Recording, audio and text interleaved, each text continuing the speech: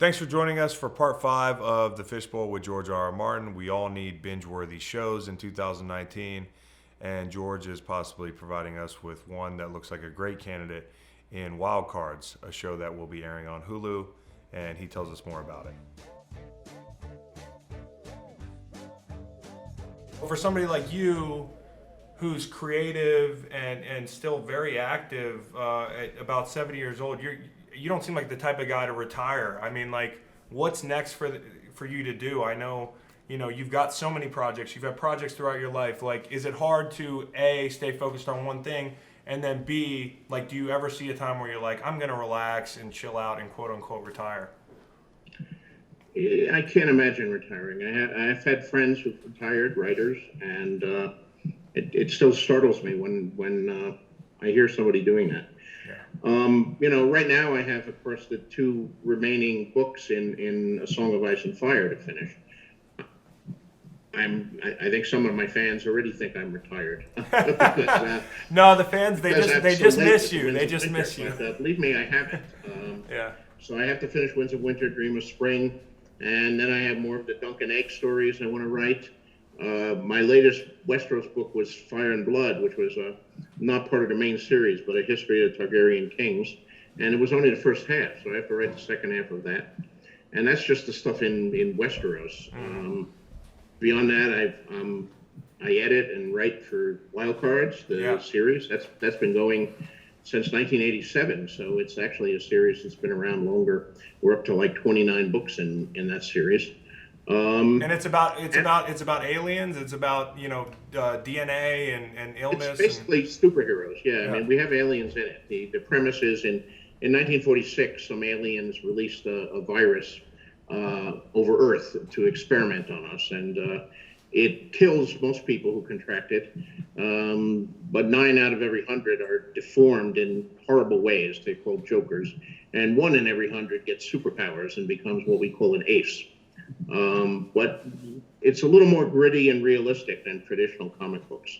Right. I mean, when we looked at this whole concept of superpowers, what would you do if you got superpowers? Like, you would like to have Wolverine's powers, but I assume that if you did get Wolverine's powers tomorrow, you would continue to be a football player. You would not immediately go out and buy a spandex costume in order to fight crime. Yeah. Am I correct in that? Yeah, but I'd also do crazy shit. I'd jump off like the side of Mount Kilimanjaro with a wingsuit on. I would swim with sharks and they would bite me. I'd be like, I'm good. Like 5 minutes from now, this chunk will grow back. I mean, the last thing I'd do would be football, but for a lot of guys, maybe they would play.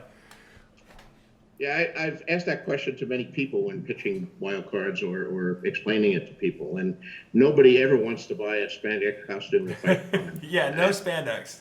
People want to fly, they'll say, okay, I'll still be a banker, but I'll fly to work now. Right. I don't need a car. Or, if I'm invisible, or the people want to be invisible, want to do various kinky things with it. So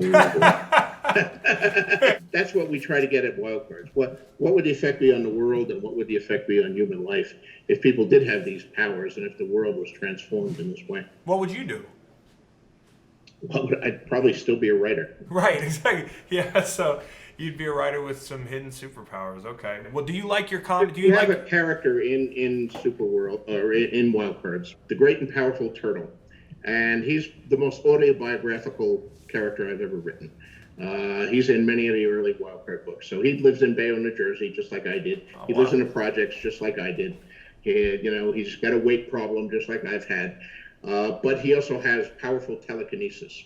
So he builds a giant shell because he doesn't like being shot at or punched. So and he hides inside this shell, which he can make basically fly, and then he can go over and help people and do things like that. So that's probably the closest to what I would do. The turtle. I would probably be the turtle if I had his telekinesis. Yeah. You mentioned it being darker, and my last question would be, you love comics. I think they're super popular right now. Admittedly, I'm like a pretty run-of-the-mill comic book fan, and with the movies as well, I think I'm more drawn to the darker stories. Are you more drawn to the darker comic book stories, the adaptations that are a little bit grittier, or do you find room for the ones with the one-liners and the feel-good stories and the big explosions? Well, I'm not actually a fan of big explosions. I mean, yeah, the action movie's fine, but in a superhero movie, you probably want some fight scenes or some action. But I actually like the character moments. Yeah.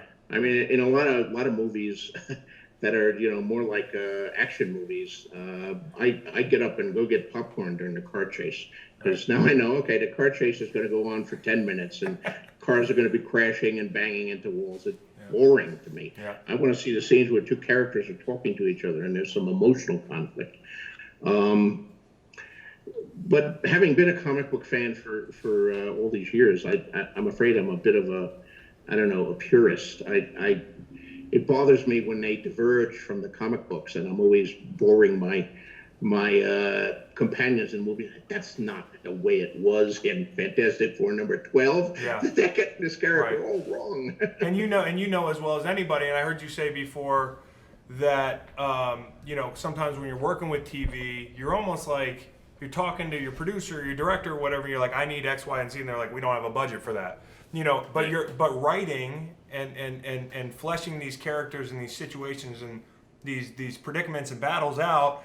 You have an infinite supply of resources at your fingertip. Where on film, it's tougher to adapt these things. Yeah, that was actually one of the things that inspired me to write A Song of Ice and Fire, the Game of Thrones books. I mean, from the mid '80s to the mid '90s, I was predominantly working in television. Although I was still writing some prose and keeping my hand in there.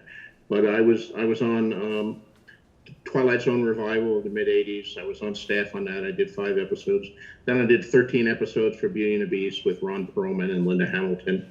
And after that, I had what they call a development deal where I was coming up with my own pilots and shows.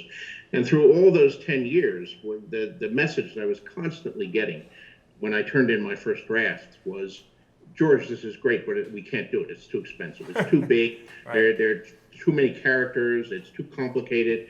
You got 12 matte paintings in here. We can do 2. And, this big battle at the end, you got 10,000 people on the side. Make it a duel between the hero and the villain. And I would do that. That was the job. I would do that. But I never liked doing it. Right. I always preferred my first draft. So after 10 years of it, when I went back to books, I said, okay, now I have an unlimited budget. I can have as many characters as I want. I can have as many battles as I want. I can have giant iconic castles. I can have dragons. I can have dire wolves.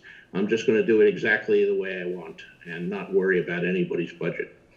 And then, because life is full of these weird little ironies, that turns out to be the thing that's the huge television hit. Right. Not the ones that I created expressly for television. Right. So that's life in Hollywood, I guess. That is the irony of it, and I really wish you the best of luck with whatever your next endeavors are. I'll be watching, I'll be reading. I can't wait to dive into your books more, and I'm going to become a really avid reader, and I'm a big fan of yours, and I just appreciate the time today, George. So thank you so much. My pleasure, and please do come to Santa Fe and visit sometime. We'll catch it. We'll catch you it. can see Meow Wolf too. That's another thing I'm involved with. Oh yeah. Yeah, look up Meow Wolf. Okay, I'll look it up and I'll make a little list and I'll be there and we can go see the Wolves. We can go check a movie out of your theater. I want the chili powder popcorn. I'm petrified to try it. It sounds good, but I will be there and I can't wait.